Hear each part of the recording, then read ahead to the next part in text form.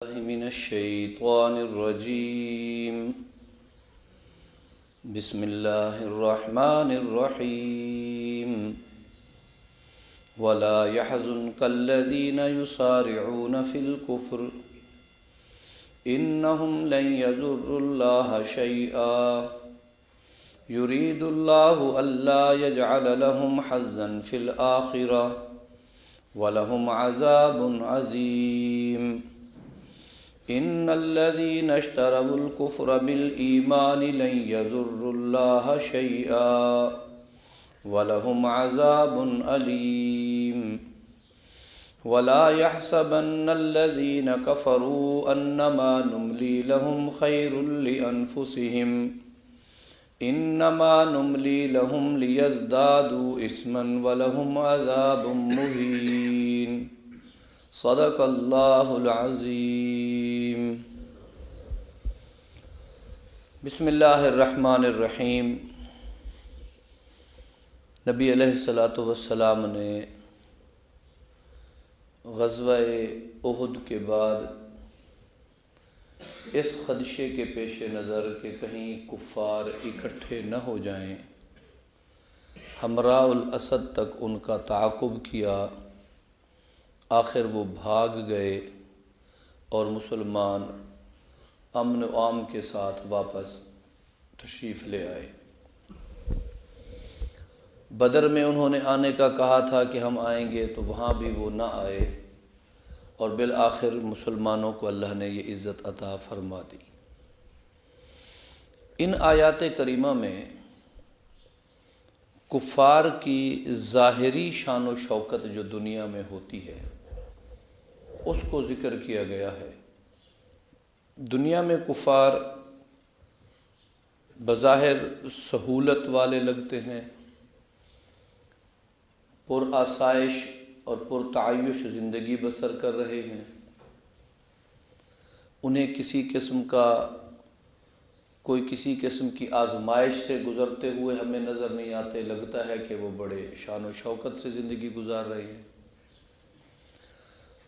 یا اسلحہ، دولت، فوج یہ ان کے پاس زیادہ ہے بنسبت مسلمانوں کے. تو یہ ساری وہ چیزیں ہیں جو بظاہر مسلمانوں کو مغموم کرتی ہیں، پریشان کرتی ہیں. کمال ہے کہ بھی یہ ساری دنیا کی سہولتوں سے ان کو مالا مال کیسے کر دیا گیا جبکہ وہ کافر ہیں. تو اللہ رب العزت نے اس اشکال کا جواب اس وقت کے مسلمانوں کے لیے بھی، آج کے مسلمانوں کے لیے بھی، اور خود رسول اللہ صلی اللہ علیہ وآلہ وسلم کی ذات گرامی کو بھی ارشاد فرمایا. وَلَا يَحْزُنْكَ الَّذِينَ يُسَارِعُونَ فِي الْكُفْرِ. اے پیغمبر، یہ لوگ جو کفر میں بڑی پھرتی اور تیزی دکھاتے جا رہے ہیں، ان کی یہ تیزی، یہ پھرتی، یہ ترقی، یہ اٹھان، اس سے آپ غم زدہ نہ ہوں. وَلَا يَحْزُنْكَ، یہ بات آپ کو غم میں مبتلا نہ کر دے. الَّذِينَ يُسَارِعُونَ فِي الْكُفْرِ، جو کفر میں دندناتے پھر رہے ہیں. إِنَّهُمْ لَن يَضُرُّوا اللَّهَ شَيْئًا، یہ عقیدہ یاد رکھیں، یہ جو ترقی کر چکے ہیں اس سے کئی گنا اور کر لیں. جتنا مال کما چکے ہیں اس سے کئی گنا اور کما لیں. جتنی ٹیکنالوجی آ چکی ہے اس سے کئی گنا اور آ جائے، پھر بھی اللہ کا ذرہ برابر بھی نقصان نہیں کر سکتے. إِنَّهُمْ لَن يَضُرُّوا اللَّهَ شَيْئًا، اللہ تعالیٰ کا یہ کوئی نقصان نہیں کر سکتے. اچھا جی، یہ اللہ کا نقصان تو نہیں کر سکتے. اہل ایمان جو ان کی زد میں ہیں ان کے متعلق آگے آ رہا ہے. یرید اللہ الا یجعل لهم حظا فی الآخرہ، اللہ انہیں دنیا میں یہ پر تعیش اور پر آسائش زندگی اور یہ ساری نعمتیں جو دے رہا ہے یہ اس لیے ہیں کہ اب آخرت میں ان کا کوئی حصہ باقی نہیں ہے. آخرت میں اب ان کا کوئی حصہ باقی نہیں رہا. یہ ساری سہولتیں اللہ کی طرف سے ملنے والی ساری آسائشیں اور نعمتیں دنیا میں لے رہے ہیں، آخرت میں ان کا کوئی تعلق نہیں. میں ایک حدیث پاک اکثر عرض کیا کرتا ہوں، حضرت عمر رضی اللہ تعالی عنہ ایک مرتبہ رسول اللہ صلی اللہ علیہ وآلہ وسلم کی خدمت عالیہ میں حاضر ہوئے۔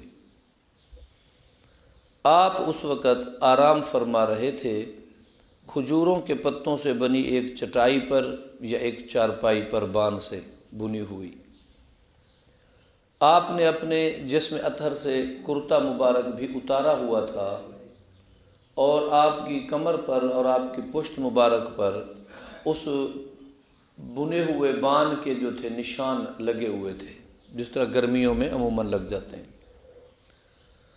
حضرت عمر رضی اللہ تعالی عنہ نے اس طرح جب دیکھا تو وہ کچھ غم زدہ سے ہو گئے۔ آپ نے پوچھا کیا بات خیر؟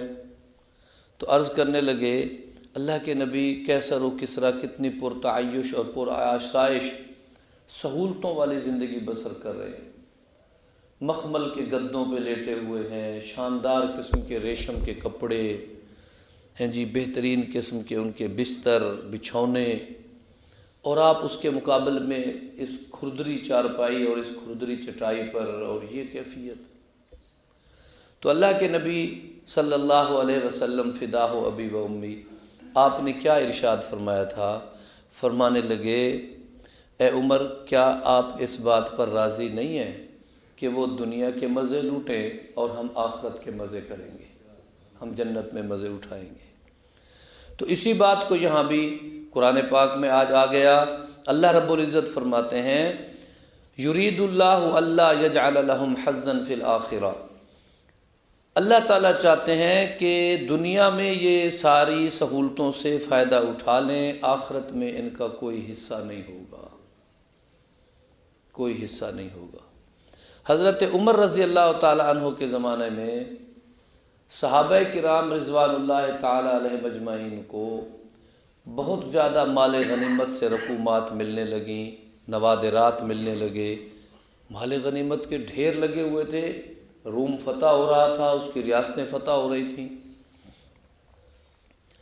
تو صحابہ کرام بعض اوقات مسجدوں میں جا کر نمازیں پڑھتے، نوافل پڑھتے، اللہ کے حضور درخواست کرتے، میرے اللہ اتنی مال و دولت، اتنی سہولت، اتنا لباس، اتنا عمدہ یہ ساری چیزیں جو ہمیں مل رہی ہے، کہیں ایسا تو نہیں کہ ہمارا آخرت کا حصہ ہی ختم کر دیا جائے، لہٰذا ہم یہاں جیسی کیسی 50-60 سال گزار لیں گے، آخرت جو عبد الآباد کی زندگی ہے اللہ اس میں ہمارے لیے خیر نصیب فرما دیں۔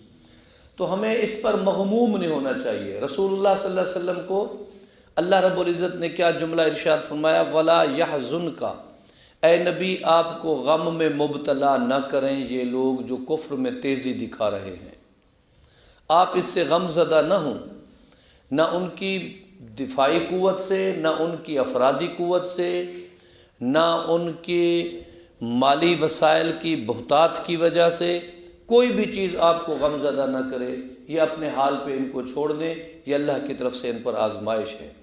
وَلَهُمْ عَذَابٌ عَظِيمٌ، ان کے لیے بہت بڑا عذاب ہے۔ اب کافروں کو اتنی طاقتور ہونے کے باوجود اللہ رب العزت کی طرف سے کیا اعلان ہے، وَلَهُمْ عَذَابٌ عَظِيمٌ۔ آگے دیکھیں، ان الذین اشتروا الکفر بالایمان، جن لوگوں نے کفر کو چھوڑ کر، ایمان کو چھوڑ کر کفر کو خریدا۔ اب ایمان کو چھوڑ کر کفر کو خریدا کیا معنی؟ ایک تو طبعی طور پر ہر شخص جو پیدا ہوتا ہے، کل مولود یولد علی الفطرۃ، ہر پیدا ہونے والا بچہ جو ہے وہ فطرت پر پیدا ہوتا ہے، اور اسلام ہی اس کی فطرت ہے، یعنی ہر پیدا ہونے والا بچہ مسلمان ہوتا ہے۔ ووالدیہ، اس کے والدین، یا ابویہ، اس کے والدین، آباء و اجداد، یحودانہ او ینصرانہ، کبھی اسے یہودی بنا دیتے ہیں، کبھی اسے نصرانی بنا دیتے ہیں، ورنہ پیدا ہونے والا تو ہر بچہ اللہ کے نظام کے مطابق مسلمان پیدا ہوتا ہے۔ یہودی کے گھر میں پیدا ہو گیا تو والد نے یہودیت کی دعوت دینا شروع کر دی، نصرانی کے گھر میں پیدا ہوا تو نصرانی یجوسانہ یا مجوسی بنانا شروع کر دیا اس کو۔ تو ایسا اللہ رب العزت نے فرمایا کہ اچھا اس کے علاوہ یہ ہے کہ قرآن موجود ہے، نبی علیہ الصلوۃ والسلام موجود ہیں، ساری باتیں عقلی نقلی طور پر سمجھائی جا رہی ہیں، پھر بھی کوئی ایمان کو حاصل نہیں کرتا اور اس کی بجائے کفر کی طرف جا رہا ہے، تو اللہ تعالیٰ اس کو تشبیہ فرماتے ہیں کہ جو لوگ کفر کو خریدتے ہیں ایمان کے بدلے میں، لن یضر اللہ شیئا، یہ بات ذہن میں رکھ لیں، وہ سارے بھی کافر ہو جائیں تو اللہ کا کچھ نقصان نہیں کر سکتے۔ مبلغ اسلام مولانا طارق جمیل صاحب کے متعلق آتا ہے، انہوں نے ایک دفعہ فرمایا، میں نے ان کے بیان کو سنا، کہ ساری دنیا کے لوگ کافر ہو جائیں، ایک بھی مسلمان نہ رہے، ہر گھر میں سینکڑوں بتوں، ہر جیبوں میں بتوں، ہر دکان پہ، اللہ کا کچھ نہیں بگاڑ سکتے۔ کائنات کے سارے لوگ مسلمان، مطیع، فرما بردار، متقی، پرہیزگار ہو جائیں، اس سے اللہ کی کوئی پروموشن نہیں ہوگی، ترقی نہیں ہو جائے گی، کہ یہ سارے، اب چونکہ یہ سارے سجدے میں ہیں تو لہٰذا اللہ کی کوئی شان ان کی وجہ سے بڑھ جائے، تو کسی کا کفر اللہ کو کوئی نقصان نہیں دے سکتا۔ تو یہ جتنے لوگ بھی ایمان کے بدلے میں کفر کی طرف جا رہے ہیں، ایک طرف حلال ہے، دوسری طرف حرام ہے، ایک طرف ایمان ہے، دوسری طرف کفر ہے، ایک طرف اخلاق و حیا اور صداقت ہے تو دوسری طرف اس کے مقابلے میں بے حیائی اور نالائکی ہے۔ اب جو آدمی اچھی باتوں کو چھوڑ کر بری کی طرف جا رہا ہے، ایمان کو چھوڑ کر کفر کی طرف جا رہا ہے، اللہ کا کچھ نہیں بگاڑ سکتا۔ وَلَهُمْ عَذَابٌ عَلِيمٌ، ان کے لیے عذاب ہوگا دردناک۔ اب پہلے کیا فرمایا کافروں کے لیے؟ وَلَهُمْ عَذَابٌ عَظِيمٌ، اور اب کیا فرمایا؟ وَلَهُمْ عَذَابٌ عَلِيمٌ۔ آگے دیکھیں، وَلَا يَحْسَبَنَّ الَّذِينَ كَفَرُوا، کافر یہ گمان بھی نہ کریں، یہ خیال بھی نہ کریں، یہ سوچیں بھی نہ، انما نملی لہم، ہم ان کو جو مہلت دیے ہوئے ہیں، ان کے شرک کے باوجود ان کی گرفت نہیں ہوتی، ان کے کفر کے باوجود ان کی گرفت نہیں ہوتی، ان کی آوارگی کے باوجود ان کی پکڑ نہیں ہوتی، ہم نے انہیں جو مہلت دی ہوئی ہے، کافر اس مہلت کو اپنے حق میں خیر لانفسہم، بہتر نہ سمجھیں۔ دیکھو جی، ہم برے ہوتے تو اللہ ہمیں پکڑ لیتا۔ سورہ انفال میں جیسا کہ آتا ہے، کافروں نے نبی علیہ الصلوۃ والسلام سے آ کر مطالبہ کر دیا، اگر اللہ کو نہ ماننے پر اور آپ کو نبی نہ ماننے پر اور قرآن کو قرآن نہ ماننے پر آسمان سے پتھر برسا کرتے ہیں اور عذاب آیا کرتے ہیں، لو ہم نہیں مانتے، اللہ کو کہو بھیجے عذاب، بھیجے عذاب۔ کیسی ڈھٹائی تھی، عذاب نہ آیا، ایک دن گزر گیا، 2 گزر گئے، 4 گزر گئے، 10 گزر گئے، اب انہوں نے شور مچانا شروع کر دیا کہ نبی پاک صلی اللہ علیہ وسلم نے ویسے ہی پروپیگنڈا کیا تھا، کہاں سے آیا عذاب اور کیسا عذاب۔ اب رسول اللہ صلی اللہ علیہ وسلم اگر یہ ان کو وعید سناتے تھے کہ نہ ماننے پر عذاب آئے گا، تو یہ بھی تو اللہ کے حکم سے سناتے تھے۔ اب عذاب آیا نہیں جب انہوں نے مطالبہ کیا، نتیجہ کیا نکلا؟ قرآن پاک میں آیا کہ اے میرے پیغمبر، مجھے اچھا نہیں لگتا کہ میں ان پر عذاب بھیجوں وَأَنْتَ فِيهِمْ، اور آپ بھی موجود ہوں۔ میں نے آپ کو یا تو رحمت للعالمین نہ بنایا ہوتا، اب آپ رحمت للعالمین نبی بھی موجود ہوں اور میں ان پر عذاب بھیجوں، مجھے یہ اچھا نہیں لگتا۔ تو کبھی کبھی یہ مہلتیں جو ہیں، بندہ سمجھتا ہے یہ میری کسی کارکردگی کی وجہ سے ہیں، لیکن یہ کسی اور منہ کی وجہ سے ہوتی ہے، کچھ اور رکھ رکھاؤ ہوتی ہے۔ دنیا میں ہمارا تجربہ دیکھ لیں، کئی ایک مرتبہ نوجوان بچوں سے کوئی غلطی ہو جائے، پتہ کرتے ہیں یار یہ ہے کون؟ جی یہ فلاں کا بیٹا ہے، ہو یار یہ تو ہمارے تعلق والے ہیں، چھوڑو کیا کریں، ان سے ہمارا تعلق ہے، بس یہ تو بے وقوف ہے۔ تو کبھی کبھی یہ مہلتیں ان کے حق میں بہتر نہیں ہوتی، کبھی کوئی وجوہات ہوتی ہیں۔ تو اللہ رب العزت نے فرمایا وَلَا يَحْسَبَنَّ الَّذِينَ كَفَرُوا أَنَّمَا نُمْلِي لَهُمْ خَيْرٌ لِأَنفُسِهِمْ، کافر یہ گمان بھی نہ کریں کہ ہم ان کو دنیا میں جو مہلت دے رہے ہیں یہ مہلت ان کے حق میں بہتر ہے۔ انما نملی لہم لیزدادوا اثما، یہ ہم جو انہیں مہلت دے رہے ہیں یہ اس لیے ہے کہ یہ کر لے، جتنے گناہ کرتے ہیں بڑھ جائیں، جتنے گناہوں میں بڑھتے ہیں۔ انجام کیا ہوگا؟ وَلَهُمْ عَذَابٌ مُّهِينٌ، ان کو ذلیل کرنے والا عذاب دیا جائے گا۔ تو کفار کی کسی بھی حالت کو ان کا یسارعون فی الکفر، کفر میں حد سے بڑھ جانا، ان الذین اشتروا الکفر بالایمان، ایمان کے بدلے میں کفر کو خریدنا، اور انما نملی لہم، یا ہمارا ان کو مہلت دینا۔ تین کفار کی تین ان خصوصیات کو ذکر کیا گیا، وہ کفر کو قبول کرے ایمان کے بدلے میں، وہ کفر میں دندناتے ہوئے آگے بڑھ جائیں، یا ان کو جو مہلت دی جا رہی ہے۔ ان تینوں پر عذاب کی وعید ہے، اور تینوں عذاب مختلف ہیں، عذاب عظیم، عذاب علیم، عذاب مہین۔ ہر کافر ان تینوں میں سے کسی ایک صنف کا کافر ضرور ہوگا۔ بعض کافروں میں تو یہ تینوں اوصاف ہیں، وہ یسارعون فی الکفر بھی ہیں، وہ اشتروا الکفر بالایمان بھی ہیں، وہ نملی لہم کے اس میں بھی آتے ہیں۔